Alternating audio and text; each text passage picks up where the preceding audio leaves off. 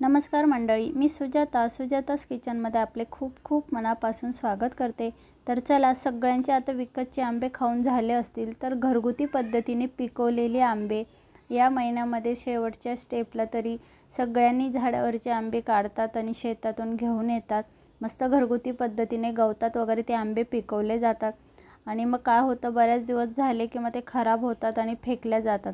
असं न करता त्या आंब्यांपासून आपल्याला काहीतरी नवीन पदार्थ बनवता येतात। तर त्याच पद्धतीने आज मी मस्त घरगुती पद्धतीने पिकवलेल्या आंब्यांपासून मस्त छान असं डेझर्ट बनवलेलं आहे। खूप छान लागतं, खाण्यासही सॉफ्ट आहे, मुलांनाही खूप आवडलं। तर चला, तुम्ही सुद्धा ही रेसिपी तुमच्या घरच्या आंब्यांपासून नक्की ट्राय करून बघा। तर चला सुरुवात करूया आजच्या रेसिपीला। त्यासाठी मी 2 ते 3 आंबे घेतले होते, त्याचे छान स्लाइस काढून घेतले। हे बघा, अशा पद्धतीने मस्त हे घरगुती आंबे होते, छान मी असेच वर पिकवली होती आणि खूप गोड पण आहे खाण्यासाठी, त्याच्यामुळे साखरेचं प्रमाण जरा आपण कमीच घेणार आहोत। आता मी हे छान मिक्सरला प्लस मोडवर एक 4 ते 5 वेळेस फिरवून घेणार आहे। मिक्सरचं भांडं गरम होईल इतपत आपल्याला फिरवायचं नाही। आता चवीप्रमाणे मी फक्त 2 चमचे या साखर ॲड केली आहे। आता हे मिक्सरला छान मी बारीक फिरवून घेते। तर यानंतर मी यामध्ये ॲड करते फ्रेश दुधावरची साय। तुमच्याकडे साय नसेल तर फ्रेश तुम्ही दही घेऊ शकतात, फक्त ते जास्त आंबट नको। 2 चमचे, त्याच्यावर अजिबात दही घेऊ नका।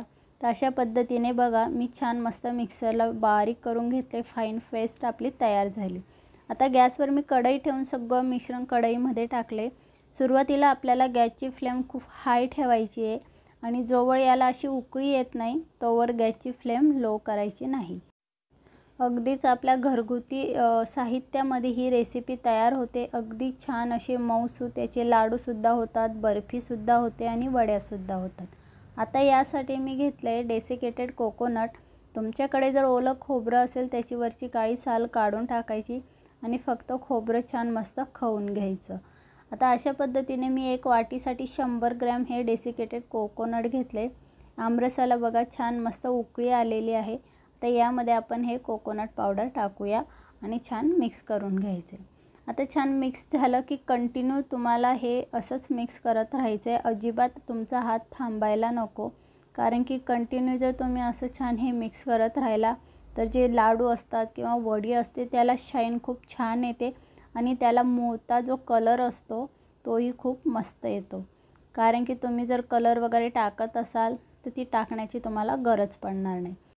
तर यामध्ये मी चवीप्रमाणे फक्त अर्धा चमच वेलची पूड टाकली। तुम्ही जायफळ देखील घेऊ शकता।